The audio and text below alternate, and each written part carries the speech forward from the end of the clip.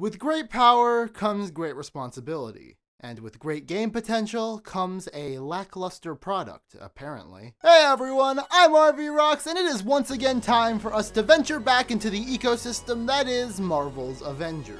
As there is a new hero and a whole host of new content for us to look at. That's right, it's Spidey time. Because I have been playing this game on PlayStation systems, that means I get to enjoy the Squeenix Avengers implementation of one of my favorite superheroes to hit the comic page. But with Spider-Man having the most video game interpretations of any Marvel hero by far, how does he stack up to the others? Is he a hopeless, washed-up implementation of a character who has been done better a million times in other games? Or is he a shining example of what the best of Marvel's Avengers has to offer? Well, is both an answer? Spider-Man in Avengers is a weird case, because I think he is a lackluster implementation of Spider-Man while simultaneously being one of my favorite characters in Avengers to play. Does that sound like a contradictory statement?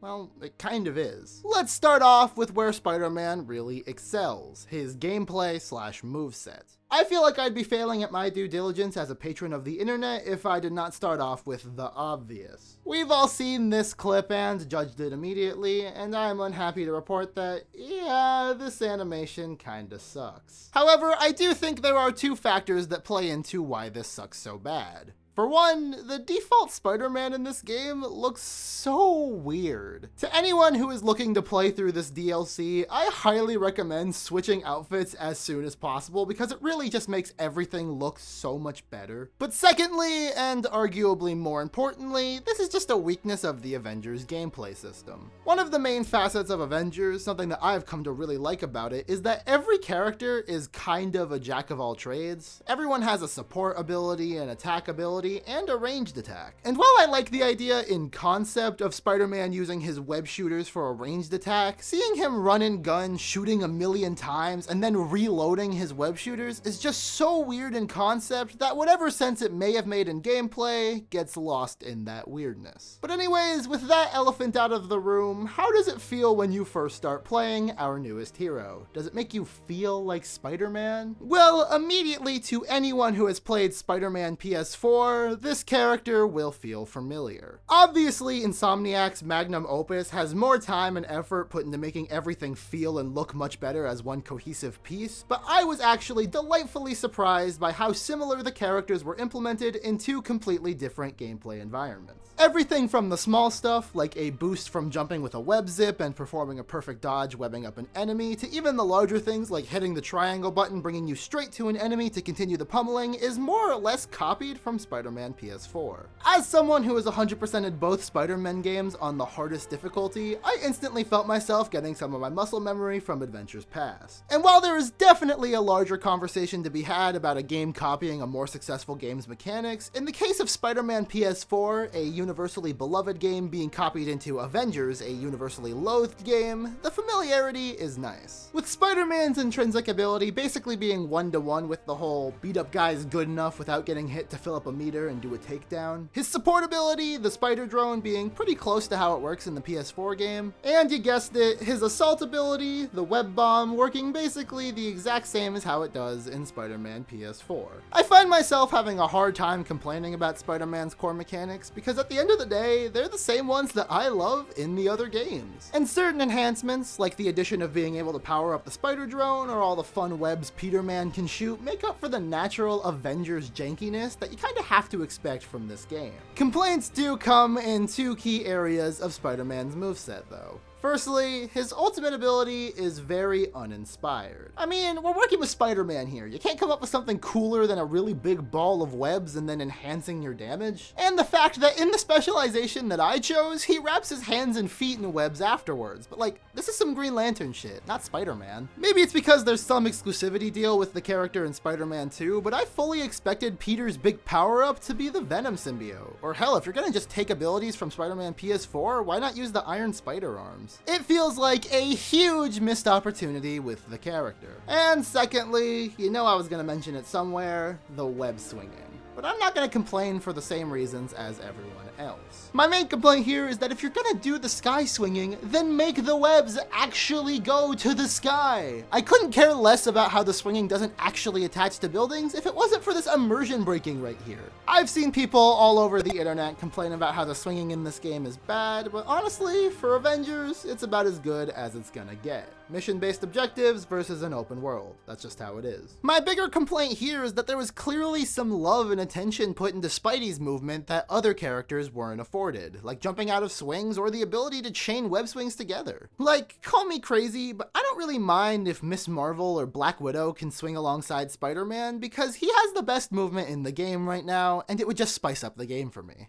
Okay, so gameplay aside, you might have noticed that I very much have neglected to talk about how Spider-Man is implemented into the game lore-wise, and that's because he really isn't. He gets an opening cutscene that establishes that this version of Spider-Man got his start in the Avengers' 5-year absence. And then you go off and run a bunch of the same old missions, listening/speed reading through audio logs and occasionally visiting Liz Allen, who is now stationed in the anthill. Do this enough and you get the ending cutscene, which sees Peter off at the end, not joining the team so he can have an excuse for not showing up in later expansions.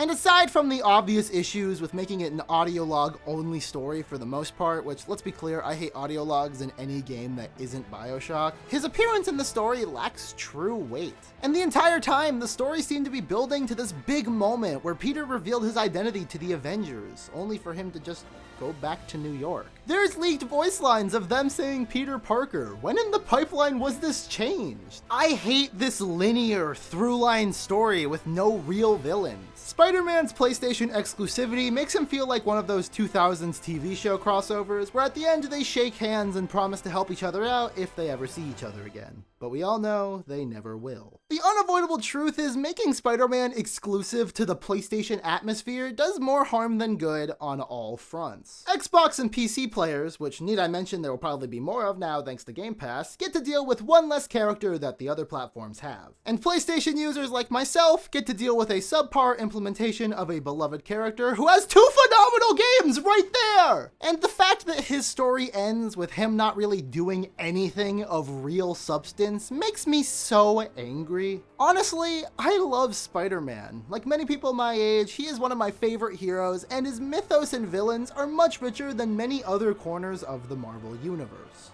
But, to be completely honest, I don't know if he was necessarily a good fit for this game. Other characters have a much more storied backstory with the Avengers team that could have fit this role much better. And don't get me wrong, I know Spider-Man has been with the Avengers many times throughout the comics, but his legacy is almost always founded in his solo series. Whereas there are other characters who are pretty much only known for their involvement with the Avengers. For example, the Wasp, She-Hulk, the Scarlet Witch, the Falcon, Captain Marvel, Spider-Woman, the Vision, and Wolverine all would have been characters that I wanted to see as part of the Avengers game before Peter Parker here. And that isn't to say what they've done here doesn't work. The quote-unquote hero event format using established levels with just a few lines of dialogue and a cutscene could easily work in the setting Avengers has given us. In the comics, the Avengers team is a very fluid system with people dropping in and out all the time. In the Avengers game, they've been gone for 5 years. Certain characters could just show up and be like, oh yeah, I heard you guys are back together now and I want to help. And I wouldn't bat an eye.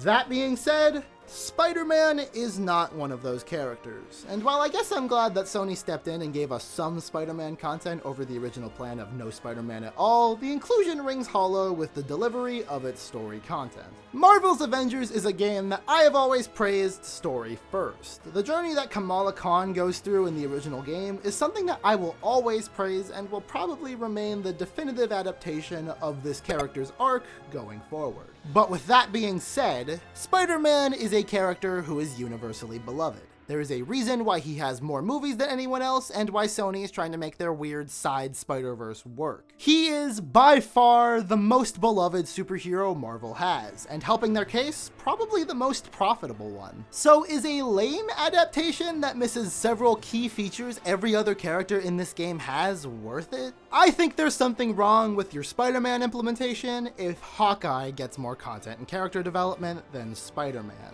I mean, even his daughter is Spider-Man. It's a tough nut to crack, because while I feel all of this, at the end of the day, I still really like Spider-Man in this game. But ultimately, he's just the bare minimum. Hey, bare minimum done right, no doubt, but the bare minimum for a character as valuable as Spider-Man doesn't sit right with me.